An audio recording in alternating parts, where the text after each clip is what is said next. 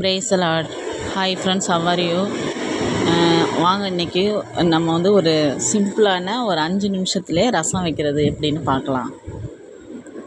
First நான் வந்து அரிசி கழுவின தண்ணியில் தான் ரசம் வைக்குவேன் எப்பொழுதுமே. ஃபஸ்ட்டு வந்து அதுக்கு தேவையான பொருட்கள்லாம் வந்து 1 ஸ்பூன் மிளகு, 1 ஸ்பூன் சீரகம், 1 ஸ்பூன் மல்லி, 10 பல் பூண்டு, 2 பச்சை மிளகாய், 2 காய்ந்த மிளகாய், ஒரு 4 கொத்து கருவேப்பிலை, 2 தக்காளி பழம். அவ்வளோதாங்க.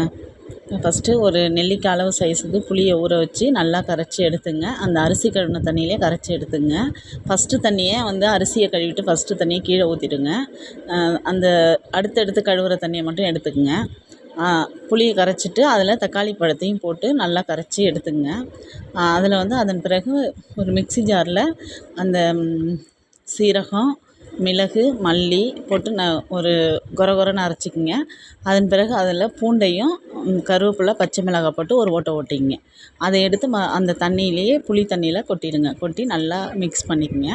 அதில் 1 ஸ்பூன் மஞ்சத்தூள், தேவையான அளவு மஞ்சத்தூள், தேவையான அளவு உப்பு, கொஞ்சம் பெருங்காயத்தூள் சேர்த்துக்குங்க. எல்லாம் மிக்ஸ் பண்ணி வச்சுக்கங்க.